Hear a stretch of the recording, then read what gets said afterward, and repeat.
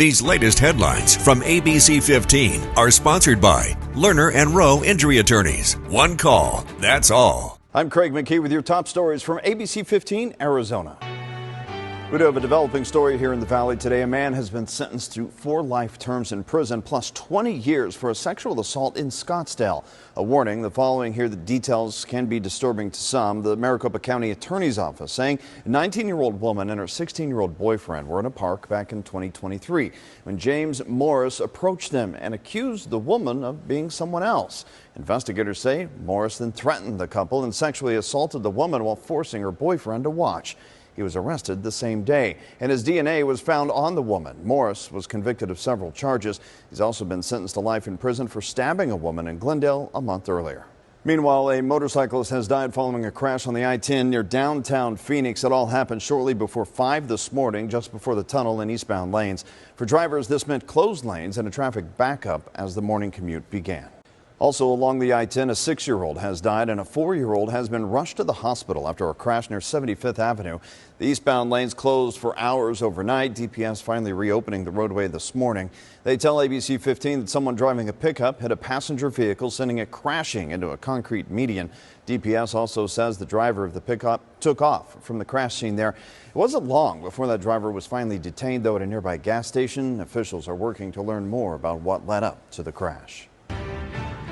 Our team at ABC15 is tracking what's next for District 7 Congresswoman-elect Adelita Grijalva. It's been nearly 2 weeks since she won that special election and still no firm date for when she'll actually be sworn in.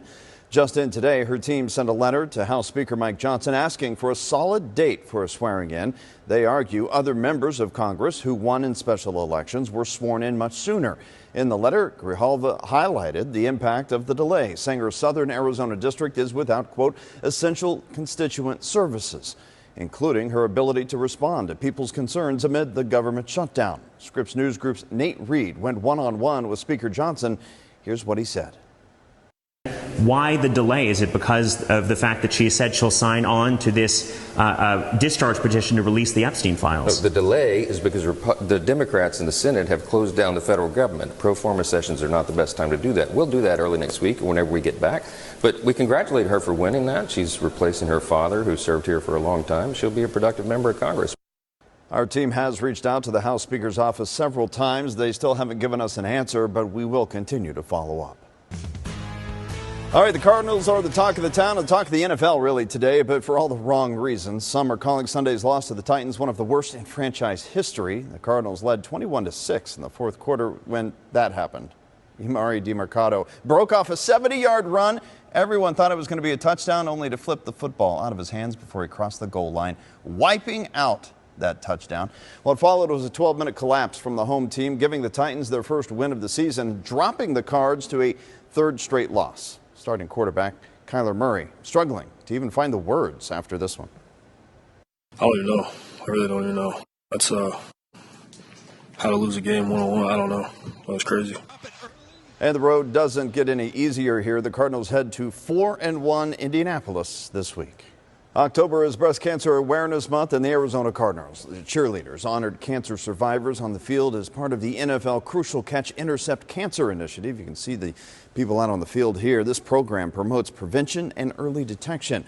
If you're needing a breast cancer screening, we have resources on ABC15.com right now, including an event coming up on October 10th with the nonprofit Check for a Lump.